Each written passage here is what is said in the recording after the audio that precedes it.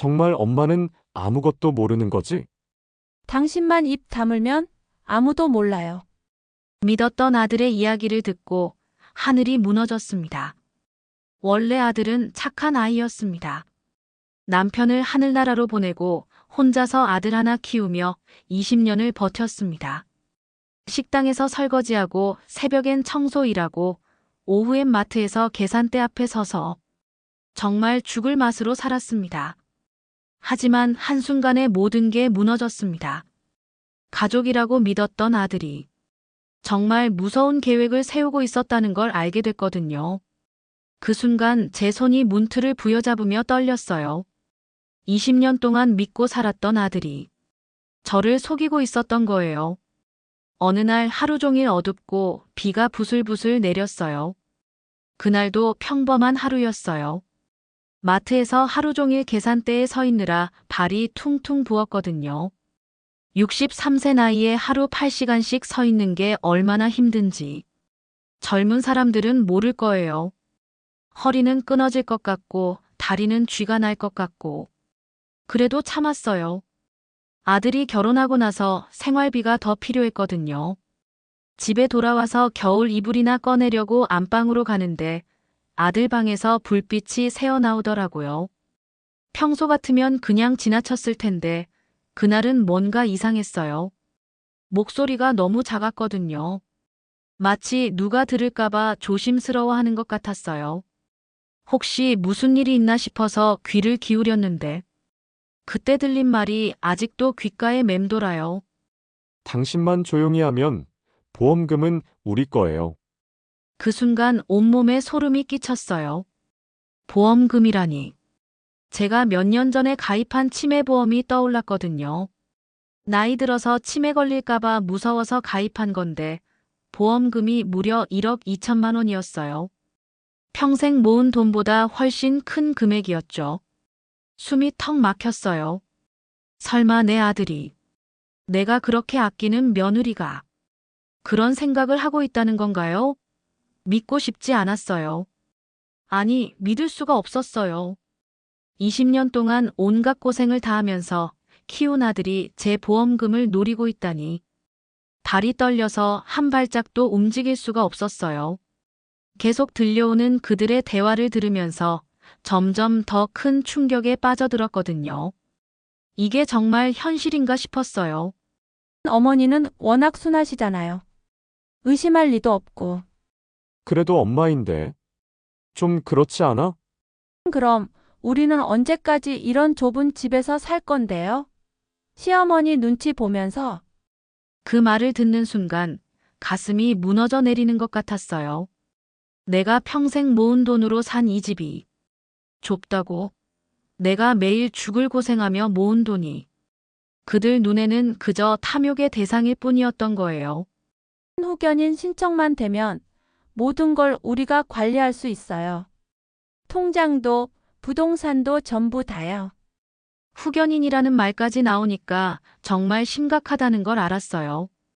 이 사람들이 정말 계획적으로 저를 치매 환자로 만들려고 하는구나. 그런 생각이 들었거든요. 엄마가 알면 어쩌지? 모를 거예요. 요즘 깜빡깜빡 하시는 것 같던데. 그것만 잘 이용하면. 깜빡깜빡한다고. 나이가 들어서 가끔 뭘 두고 왔나 생각하는 정도인데. 그것도 치매 증상이라고 몰아가려는 건가요? 정말 화가 머리끝까지 올라왔어요. 그날 밤은 한잠도 못 잤어요. 계속 그 대화가 머릿속에서 맴돌고 혹시 내가 잘못 들었나 하는 생각도 들었지만 너무나 선명하게 들렸던 그 말들을 부정할 수는 없었어요. 다음 날부터 정말 이상한 일들이 벌어지기 시작했어요. 평소에 저한테 관심도 없던 아들과 며느리가 갑자기 친절해진 거예요. 아침마다 영양제를 챙겨주고 저녁에는 산책을 함께 가자고 하고 평소 같았으면 정말 좋아했을 거예요. 며느리가 이렇게 챙겨주고 아들이 관심 보여주고 그런데 어제 들은 말 때문에 모든 게 가짜로 느껴졌어요. 이 모든 친절이 다 계산된 연기였다는 생각이 들었거든요. 어머니 아침 드세요. 제가 특별히 미역국 끓였어요.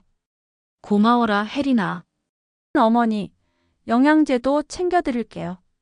몸이 안 좋으시면 안 되니까요. 영양제를 건네는 며느리의 손을 바라보면서 이 손이 내 목숨줄을 노리고 있다는 생각이 들어서 소름이 끼쳤어요. 하지만 내색할 수는 없었어요. 아직 확실하지 않았으니까요. 특히 며느리가 자꾸만 제 건강을 물어보는 거예요. 어머니, 요즘 머리가 좀 아프시거나 그러지 않으세요? 아니야, 괜찮아. 혹시 뭔가 깜빡하시는 일은 없으시고요?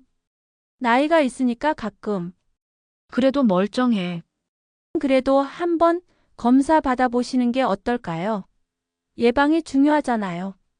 그때 깨달았어요. 이게 시작이구나. 나를 치매 환자로 만들려는 첫 번째 단계구나.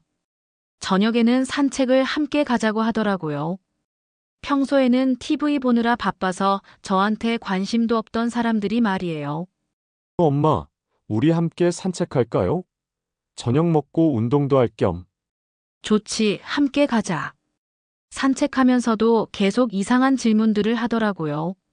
엄마, 오늘이 며칠이에요? 2024년 11월 15일이지, 왜? 그냥 확인차 물어본 거예요. 어머니, 우리 결혼한 지 몇 년 됐죠? 7년이지. 왜 이런 걸 자꾸 물어보니? 나 그냥 문득 궁금해서요. 그 순간 알았어요. 이 사람들이 나를 시험하고 있다는 걸.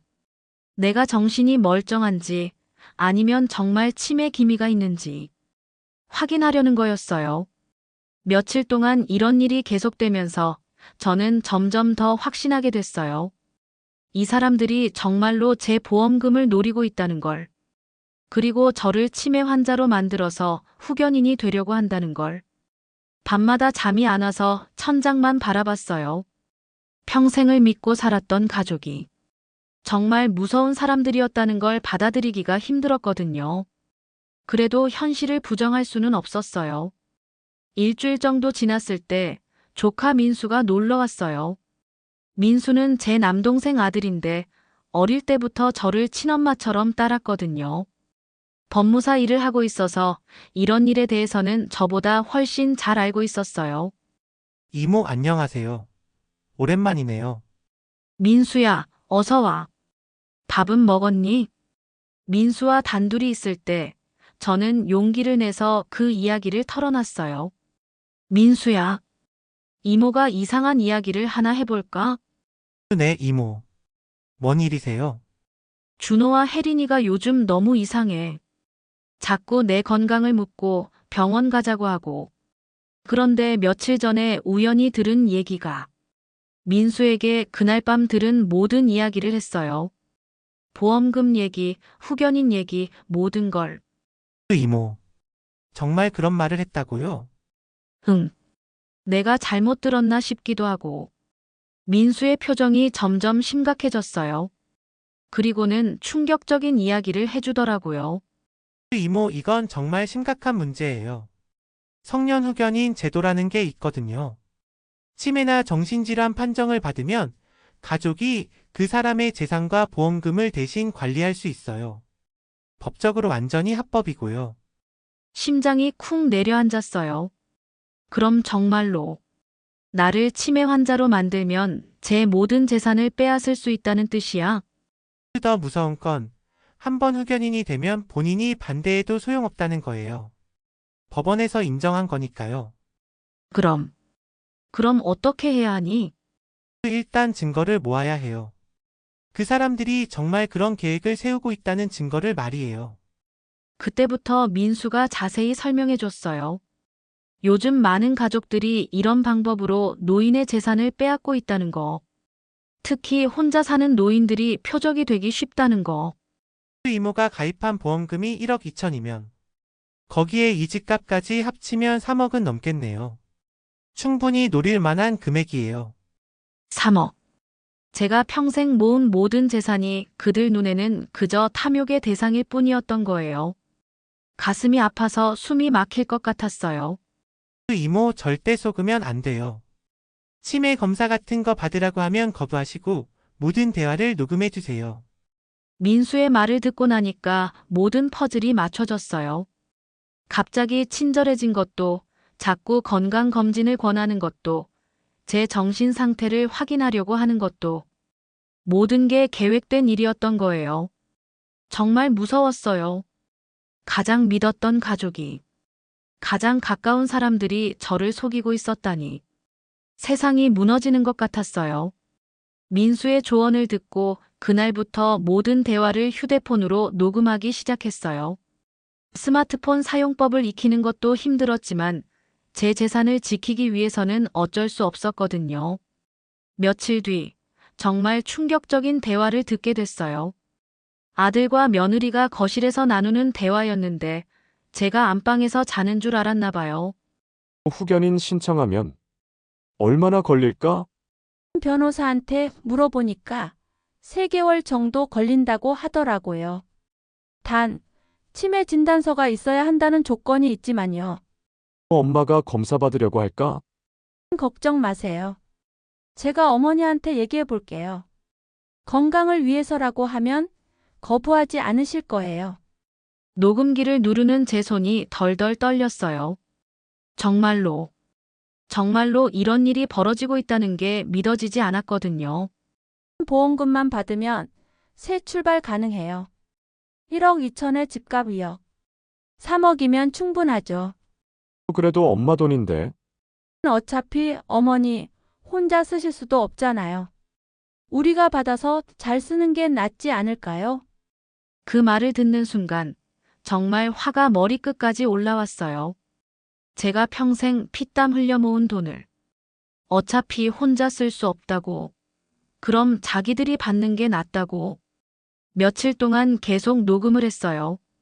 그럴수록 그들의 계획이 더욱 구체적이고 치밀하다는 걸 알 수 있었어요. 치매 진단받으면 바로 후견인 신청할 거예요. 그럼 모든 통장, 부동산, 보험 다 우리 이름으로 넘어와요. 엄마가 반대하면 법적으로 무효예요. 치매 환자의 의사표시는 법적 효력이 없거든요. 정말 소름 끼치는 대화였어요. 저를 완전히 무력화시켜서 모든 재산을 빼앗으려는 계획이었거든요. 그들의 탐욕은 날이 갈수록 더욱 노골적이 됐어요. 어머니가 치매 판정받으면 요양원에 보내야죠. 집에서 돌보기 힘들 테니까. 요양원 비용은 어머니 연금으로 충분할 거예요. 나머지 돈은 우리가 관리하면 되고요. 요양원까지. 저를 요양원에 처박아 두고 제 돈으로 호의호식하겠다는 계획까지 세우고 있었던 거예요. 밤마다 녹음 파일을 들으면서 울었어요. 내가 그렇게 사랑했던 아들이, 내가 딸처럼 아꼈던 며느리가 이런 무서운 사람들이었다니. 하지만 슬퍼하고만 있을 시간은 없었어요. 이제 행동에 나설 때였거든요. 일주일 뒤 며느리가 정말로 병원에 가자고 했어요. 어머니, 건강검진 받으러 같이 가요. 혹시 모르잖아요. 속으로는 불안했지만 겉으로는 웃으며 대답했어요. 그래, 좋은 생각이야. 병원에 갔을 때 저는 일부러 의사 앞에서 또렷하게 대답했어요. 성함이 어떻게 되세요? 박영희입니다. 나이는 몇 살이세요? 63세입니다. 오늘이 몇 월 며칠인지 아세요? 11월 20일입니다. 모든 질문에 정확하게 대답했어요. 제가 정신이 멀쩡하다는 걸 보여주기 위해서였거든요. 그런데 며느리가 진료실 밖에서 의사에게 따로 이야기를 하더라고요. 저는 화장실에 간다고 하고 몰래 들어봤어요. 선생님, 치매 검사도 함께 받아보면 어떨까요? 요즘 깜빡깜빡 하시는 것 같아서. 환자분이 원하시면 가능하지만 가족으로서 걱정이 되거든요. 혹시 모르잖아요. 그 순간 내 보험금 1억 2천과 지배금 합쳐 3억 원을 노린 게 확실해졌어요. 정말로 이런 일이 벌어지고 있구나. 화장실에 들어가서 펑펑 울었어요. 가슴이 찢어지는 것 같았거든요. 그래도 울고만 있을 수는 없었어요. 이제 반격할 때였거든요. 집으로 돌아와서 바로 민수에게 전화했어요. 이모 어떻게 되었어요? 민수야. 정말 내 말이 맞았어. 며느리가 의사한테 치매 검사받게 해달라고 하더라. 이제 확실해졌네요. 이모 빨리 행동해야 해요. 그날 밤 민수가 우리 집에 왔어요. 그리고 구체적인 계획을 세웠어요. 일단 모든 예금을 다른 은행으로 옮기세요. 그리고 집도 매매 계약을 걸어두고요. 그럼 어디서 살지? 제가 알아본 오피스텔이 있어요. 거기로 이사하시는 게 좋겠어요. 모든 계획을 세우면서도 가슴이 아팠어요. 내가 평생 살았던 집을, 내 아들과 함께 살았던 이 집을 떠나야 한다는 게. 하지만 어쩔 수 없었어요. 제 재산을 지키기 위해서는. 다음 날부터 본격적인 반격 준비에 들어갔어요. 먼저 은행에 가서 모든 예금을 해지했어요. 20년 동안 조금씩 모은 돈이 2억 원 정도 됐거든요. 은행 직원이 물어봤어요. 이렇게 큰 금액을 한 번에 인출하시는 특별한 이유가 있으세요? 투자를 좀 해보려고 해요.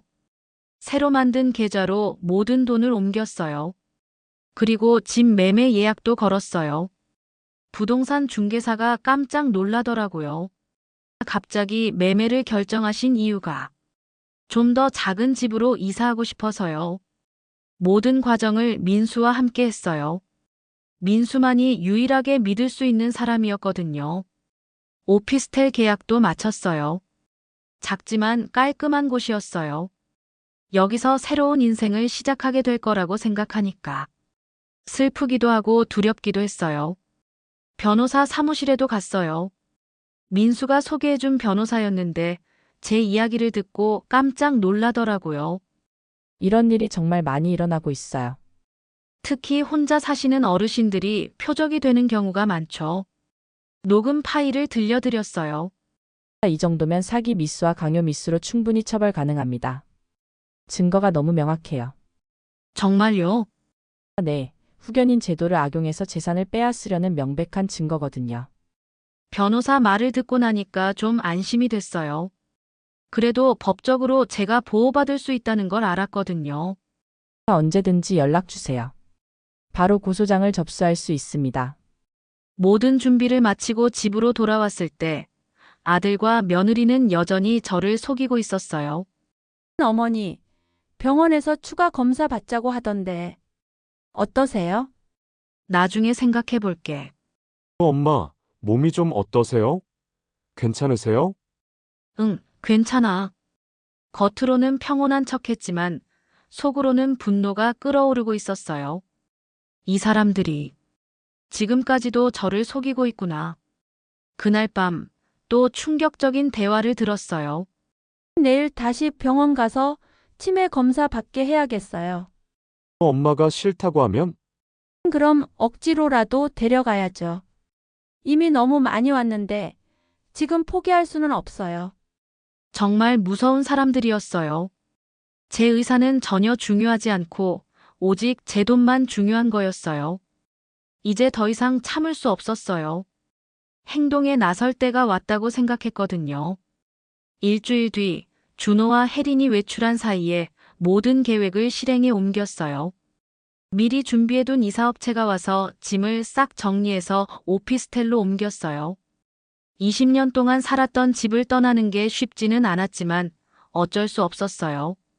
가장 중요한 서류들, 통장, 도장, 보험증서.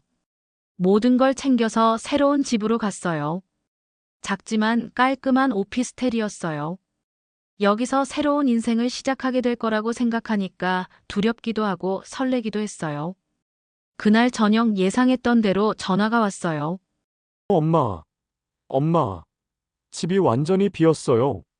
도대체 뭐 하시는 거예요? 목소리에 당황한 기색이 역력했어요.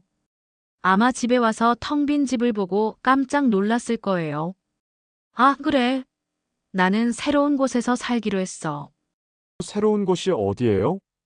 왜 갑자기 이런 짓을? 짓이라고.